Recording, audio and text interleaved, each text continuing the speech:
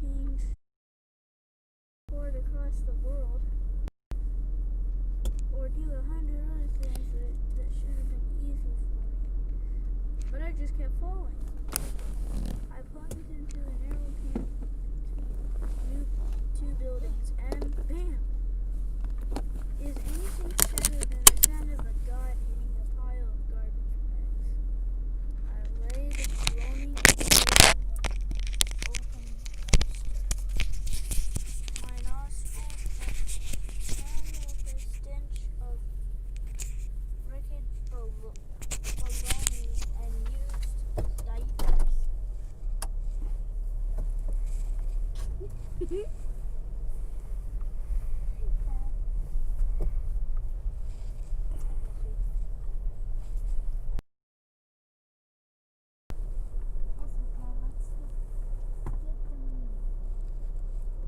My ribs felt broken.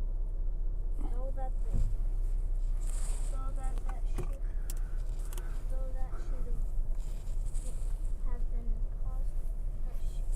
couldn't have been possible. My mind stewed in confusion. But one memory floated to the surface. The voice of my father, Zeus. Your fault, your punishment. I realized what had happened to me, and I sobbed in the dumpster. Even for good poetry such as myself, it's difficult to describe how I felt. How could you, a mere mortal, possibly understand? Imagine being stripped of your clothes, then blasted with a fire hose in front of a laughing crowd. Imagine the ice-cold water filling your mouth, bursting your skin, turning your to putty. Imagine feeling helpless, ashamed, completely vulnerable.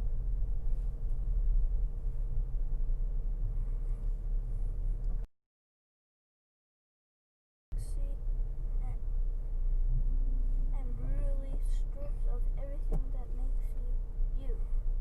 My humiliation was worse than that. Your fault, Zeus' voice rang in my head. No, I cried miserably. No, he wasn't, please. Nobody answered on the other side of me. Rusty fire escaped zigzags up brick walls above the winter sky. I was gray and unforgiving. I tried to remember the details of my sentencing.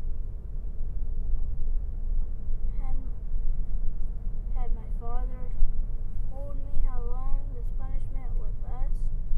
Would I supposed to regain his favor? My memory was too fuzzy. I could hardly recall what Zeus looked like, much less why he'd decide to toss me to earth. There had been a war with God. The gods had been caught off guard and embarrassed, almost defeated. The only thing I knew to foreshorten my punishment was unfair. Zeus needed someone to blame. So of course he picked the handsomest, most talented, most popular god in Marathon, me. I lay in the garbage, staring at the label inside.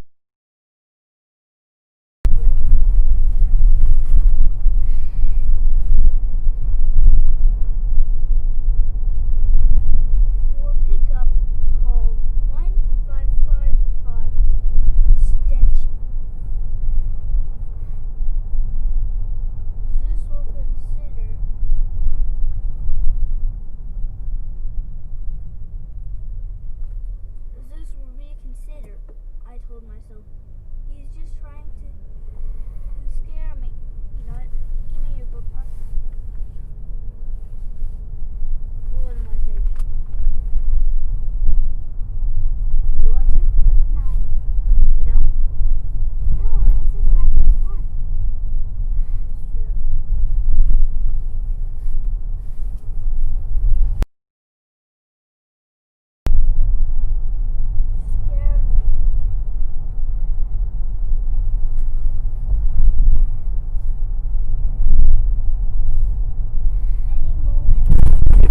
promise not to abuse it. There's a light above your head. All you have to do is push your... Oh. Thank you, Uncle Steve. Any moment you will yank me back to Olympias and let me off with a warning. Yes, my voice sounded hollow and desperate. Olympus. What? Olympus. Not Olympias. Olympus. Let me out and let me off with a warning. Yes, my voice sounded hollow and desperate. Yes, that's it. I tried to move. I wanted to be on my feet when Zeus came to apologize. My ribs throbbed. My stomach clenched. I clawed the rim of the dumpster and managed to drag myself over the side. I toppled out and landed on my shoulder, which made a cracking sound. Off flat.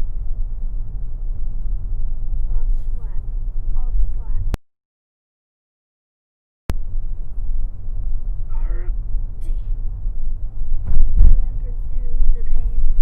Stand up. Stand up. Getting to my feet was not easy. My head spun.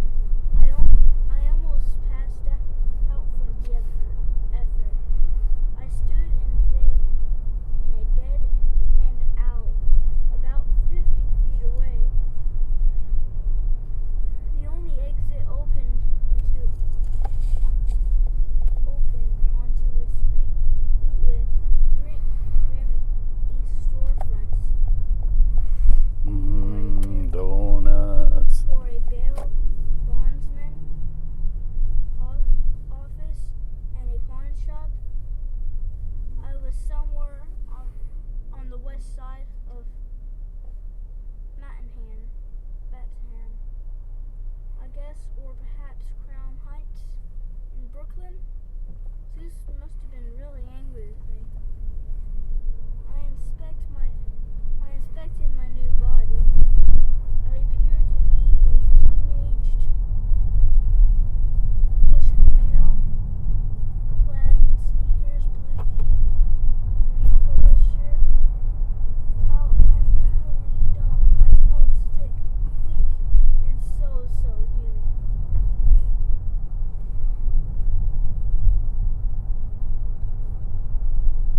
I will never understand how you mortals tolerate it. You live your entire life trapped in a sack of meat, unable to enjoy simple pleasures like changing into a hummingbird or dissolving into pure light. And now, heaven help me, I was one of you and just another. I was one of you, just another meat sack. I fumbled through my pants,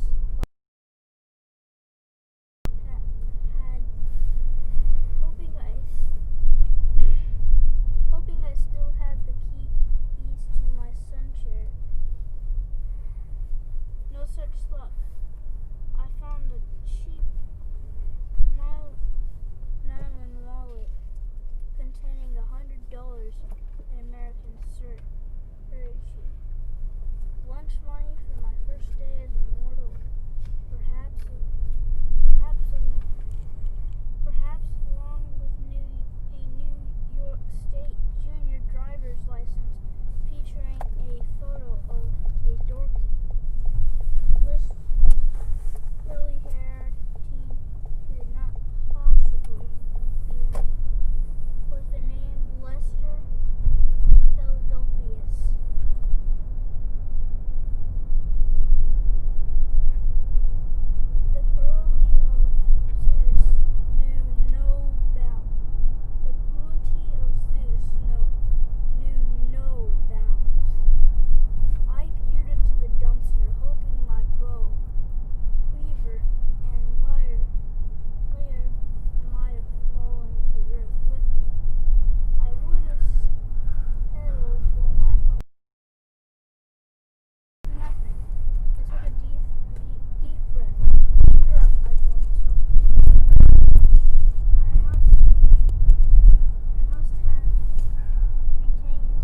Pancho's Guitar Store.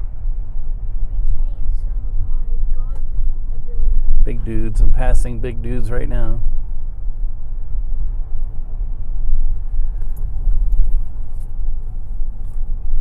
Regain some of my godly ability. So how's it going? What? There's somebody else in the car with us, Zach. Messiah? No. Somebody else. Stella? Nope. Jimmy? Nope. You? Nope. On the phone. Oh, he's alive. I'm always alive.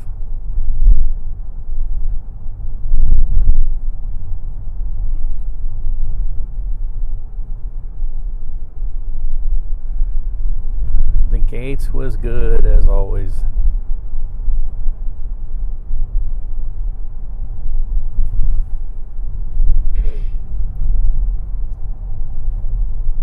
Matters could be worse. Our spy voice. I can't remember anymore. Was that day before or after the oh, there's something going on in the church. Oh, it's the 5 p.m. Saturday Mass. They often have weddings in that church on Saturdays. I can't remember if the Gates was before or after the January 6th craziness. Hey, Cade, take a look at this. Take a look at this loser. Blocking the alley's exit were two young men. 3 or 4 days ago. One Scott and platinum blonde. I don't know. I keep a diary. I do a vlog and everything, and I still can't remember. The other tall and red-headed. Oversized hoodie. Both wore oversized hoodies and baggy pants. Speaking of which, I don't know where I put my. And Jimmy is laying on it, of course. Covered in net. And he's. All they were missing were the words on the thug. Jimmy, be careful when you get up. You took my lens off again. I'm a thug. Jimmy. Up. It had zero in it. All right, we have to remember that. In the wallet in my hand. Now, be nice, Mikey. This guy looks friendly enough. He grinned. He pulled a hunting knife from his belt. In fact, I bet he wants to give Vroom, vroom, all of his money.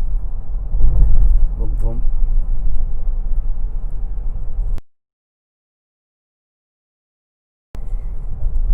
In fact, I bet he wants I wish there was a live stream app that would allow me to use front and back camera at the same time.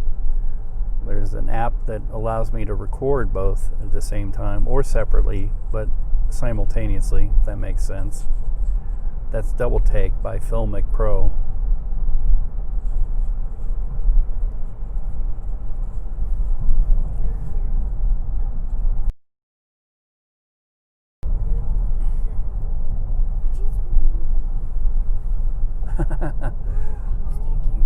No, I don't think you want to hear my singing voice. No, there's a my DJI Pocket 2 is no longer called Osmo.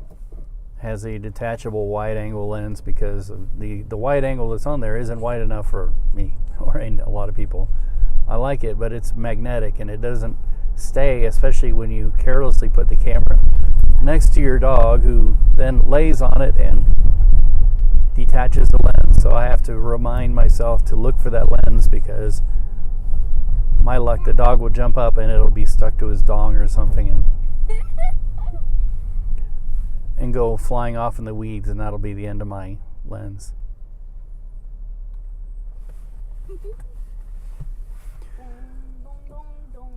Yeah, the best dash camera in the world now is the iPhone, or I'm sure the Google. Many years ago I had a phone that had dual processors. It was a work phone. It was like a Samsung.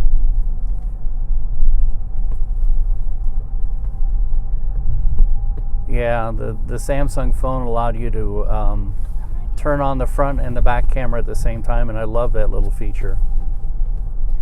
Even though the camera on that phone wasn't the best in the world. The cameras have gotten so much better. And then I was overjoyed to discover that as of a year ago, you could do that on the iPhone too with Filmic Pro. Double take.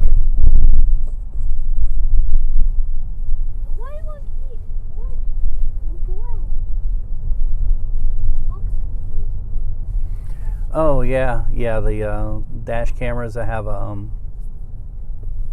rear-facing camera. A lot of people will put those facing inside the car because you can sort of see what's happening behind you, and you can also see the reaction that people have.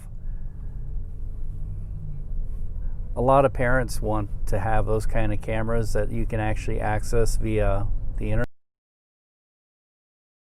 so they can check up on their 16-year-old or whatever on their driving, like a little black box camera, spy on the kids. But some people say, oh, that's horrible, don't you trust your children? Like, no, kids don't think very well when they're teenagers, and especially when they get with other kids and they do foolish things. And I'd rather deal with the kid complaining that I'm infringing on their freedom a bit than having to go to a funeral. And I've met many parents who said, if only I had known. I know that sounds awful, but when you become a parent, you become a little less democratic.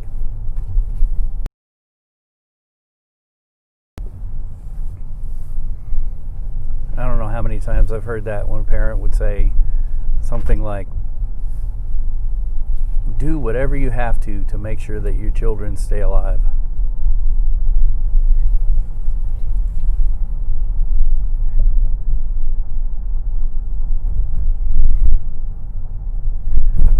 Well, there's a lot of people that are interested in my title. Well, thanks. A lot of people are interested in my title, Civil War III. Welcome to Civil War III. That's the era we live in now. I'm not necessarily wanting to be so political. I don't think the missus would allow me to go to Topeka tomorrow, to the State House, to live stream the craziness going on there. If it is, I hope it isn't. I hope these people will just go home.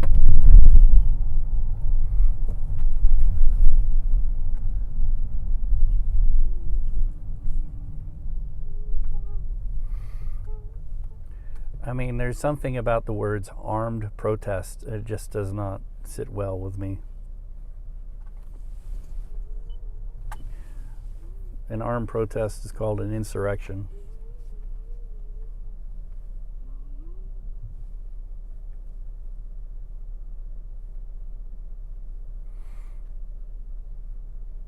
I am definitely middle of the road. If anything, I lean a little bit left, but I used to have friends on both sides. And the funny story behind that is my wife is Filipino, and she's from the Philippines. I had to go there and bring her here. And when I was petitioning to bring her here, this friend of mine who was really into that stuff, very, very bright guy, he did all the stuff. He called himself a sovereign citizen. He drove around with a license plate, said my property instead of an actual license plate. But he decided to unfriend me, and he told me flat out blank. He said, I don't believe America is made for anybody other than white people, and you're bringing a dark-skinned person into this country, so we can no longer be friends.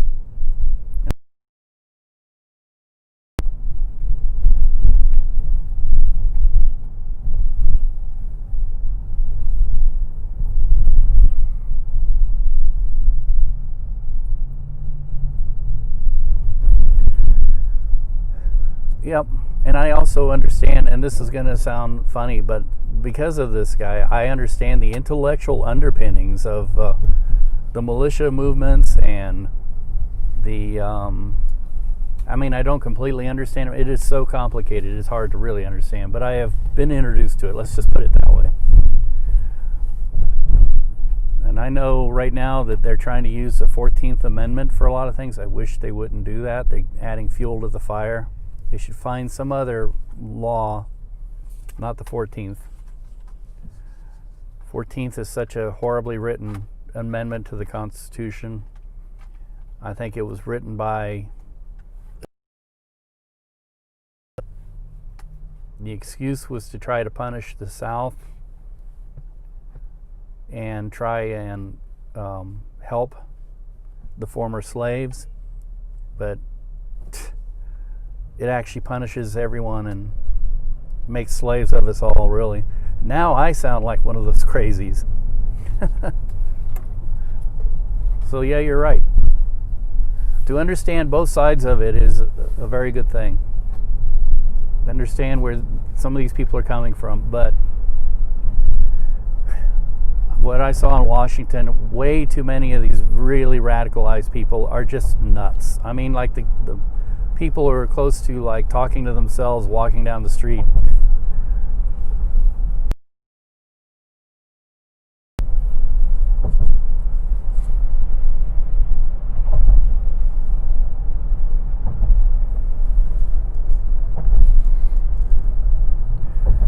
And unfortunately, we've gotten quite a few of them elected in Congress. And yeah, I'm definitely in favor of removing people from Congress if they aided and abetted and gave scouting mission, quote unquote, tours to the people. I mean, the worst tattletales on a lot of these people are themselves. You know, they're all vloggers, and I think a lot of it was done just so they could add 1 million views to their blogs. Yeah, that's true. That is definitely true. I get that. I have met many liberal nuts too. As a matter of fact, in many cases, I've had more trouble with lefties telling me what to do with my life than righties. But I've said a lot of times I don't really believe in left or right. I believe that all these people are just ideologues, and it doesn't matter what their polarity is. It's essentially the same person, the same mindset, the same mentality.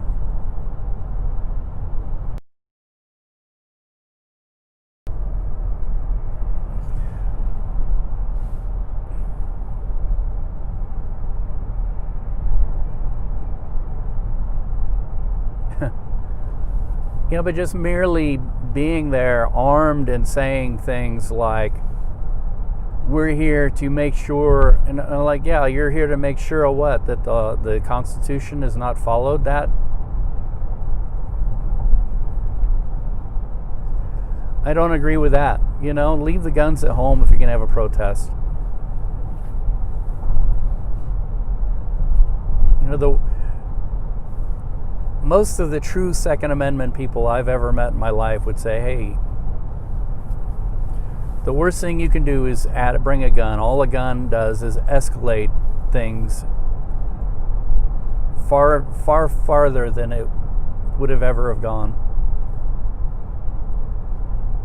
I mean, if you're defending your home, your family, and things like that, and you know, that's reasonable. But if you're bringing it, I'm glad that, you know, the Black Lives Matter movement, there weren't more people with guns walking around.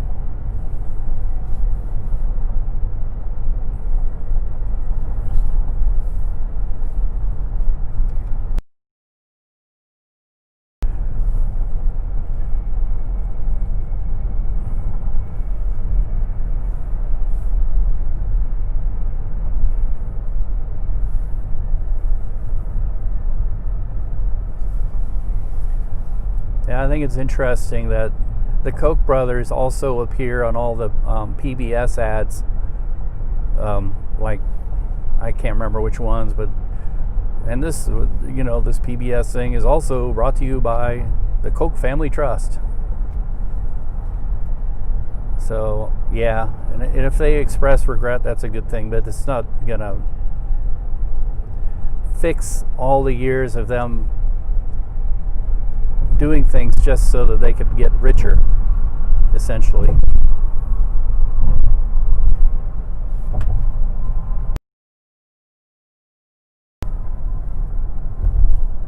Tim Pool.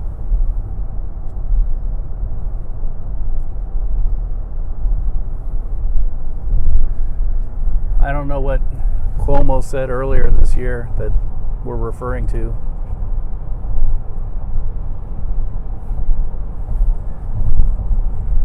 I'm also not familiar with Tim Pool. Refresh my memory, please. Oh, God's on. I don't think that was Jimmy. He's sitting right next to me. It's not a Jimmy smell. I don't think that's Stella either. I think that's actually outside, Saya. That's outside. No, that's outside.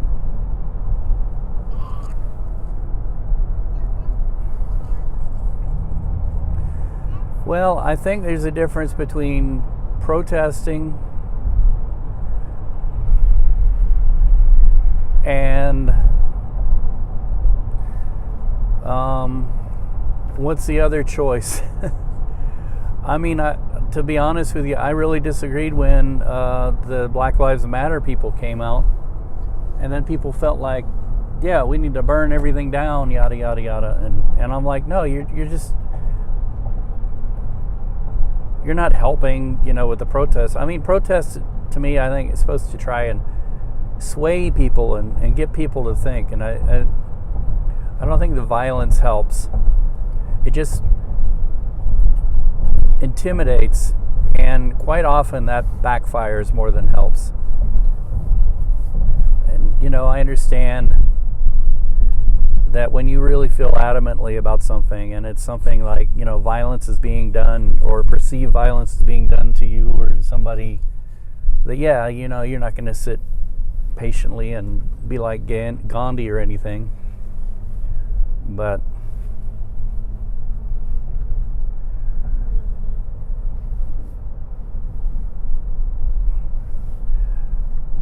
I don't think in any good conscience people can do this kind of thing. I mean, the first victim of any kind of war, any kind of situation, violent situation like this, is that we dehumanize people on the other side, and we quit agreeing and understanding.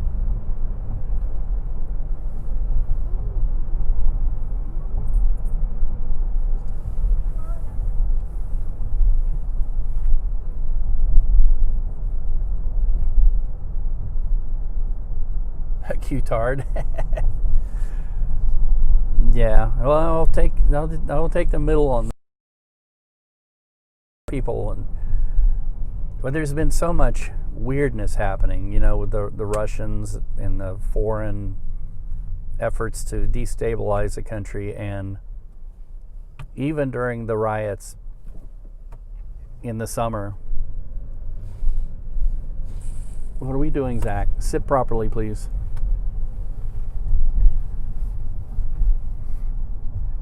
But even during the riots in the summer, there was talks of like people just showing up and dropping off stuff, to be used to help fan the flames.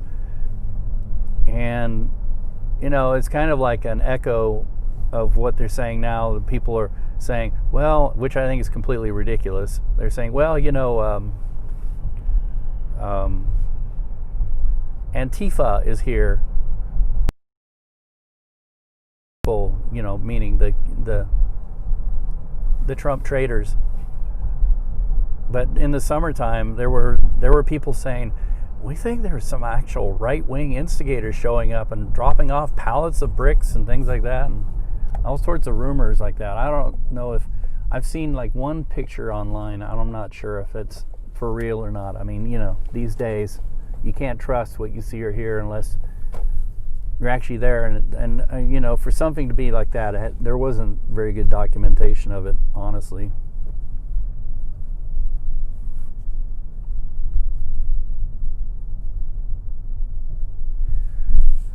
No, I don't. I don't know if I agree with that. I think that I think we deal with in human history every 100 to 300 years, and and like Spanish flu, this one is. If you read history, if you read about the Spanish flu, or if you just watch a few good documentaries on YouTube, you'll see that this one is doing exactly what the last one did. This one seems to be maybe a little bit milder, maybe don't know. The worst pandemic, I think, in history, maybe in Western history, was one that took place, I believe, in the 1600s, or maybe earlier than that. It was the Black Plague, and they say that one killed off. It had a 60% death rate.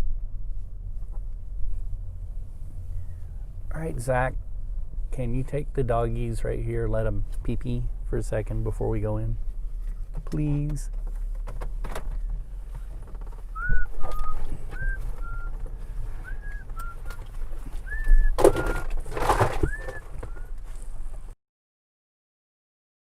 Oh, hold on. There's my lens.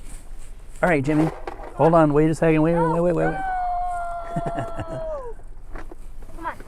on. I can see what we're doing here. We're parked here at Blows. Come on. This is my lens piece. Uncle Steve. Goes on the end of my camera. Uncle Steve. Yes, What's your phone number? I'm not giving out any phone numbers. Then how am I going to start my club if I don't No, Saya, you don't need it right at the second. We are live on the internet. So we're not going to give out information like that. Oh. Crazy girl. Is the live not? Is it done? No, it's still going. Matter of fact, Bobby just said hello. Who's Bobby? That's Bobby right there. Who's Bobby? Who's Bobby?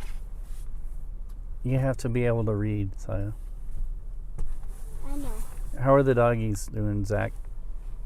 Hello,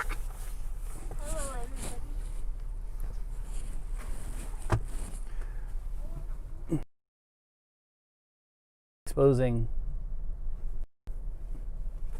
the youngins, but they'll do okay. We're teaching them how to take care of themselves.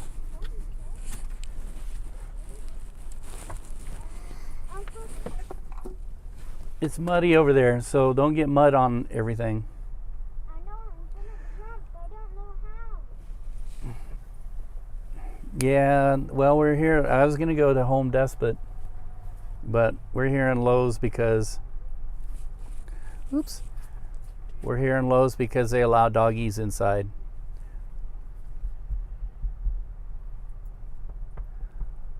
Honey walnut shrimp. Oh, you know where I'm at. Panda Express. Saya, I know you're there. Actually, I need to come up with something for me to eat because I'm on this crazy diet.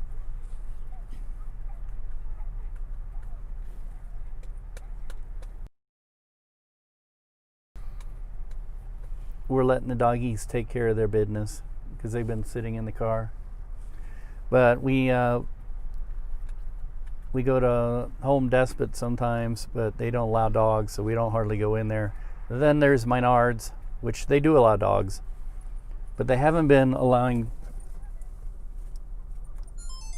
doggies because of the beer flu.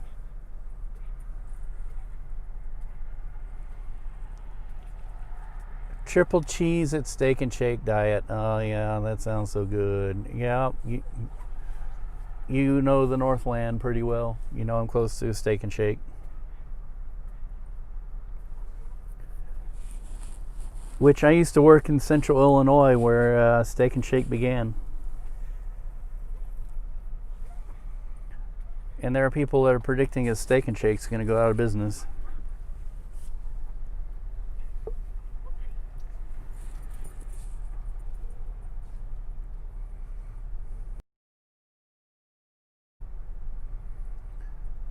Truman and Prospect.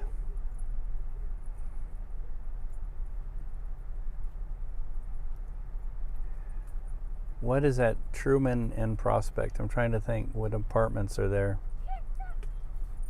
Or house or whatever. My sister, I don't know, I have to look it up. I can't even think of what's there. My sister used to have a house at 42nd and Harrison, which is actually 42nd and Troost. Back in the 80s, before, Hyde Park, they were gentrifying that neighborhood, but before, she was right on the border, and there was some apartments there that were pretty rough. Old Gaines Furniture Building. Oh, okay. So you live in like a loft situation? That's cool. I lived in a loft. Oh, okay, yeah.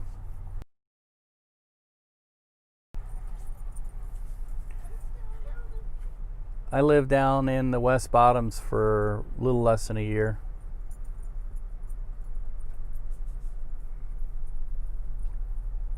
In a illegal loft, quote unquote.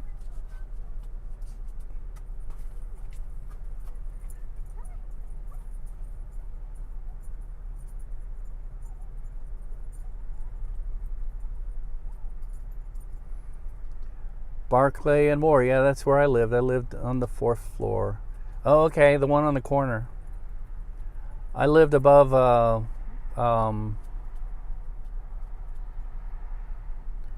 Britain, the Britain print shop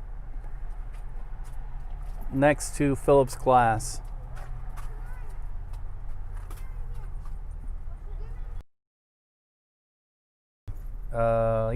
Was it 2000? No, it was 2001.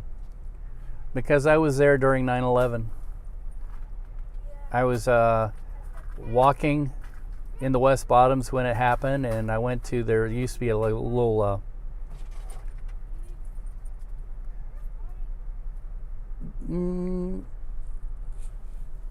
oh, no, I thought you said condo. I was going to say, no, it was definitely not a condo.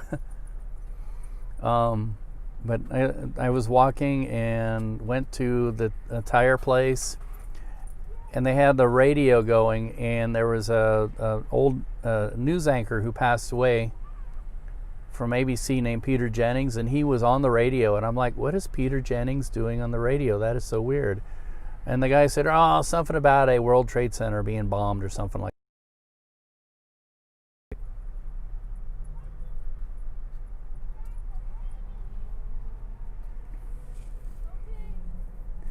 Well, anyway, I got to get the kiddos and the dog. Hey, Zach, have the doggies peed? Yeah, I think so.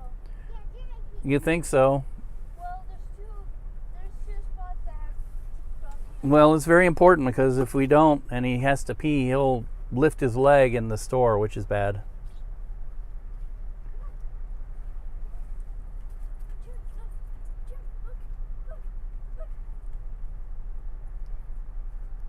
Usually if Stella goes, he'll go. Has Stella gone? All right. Talk to you later. Thanks for talking. We'll pick this up some other time.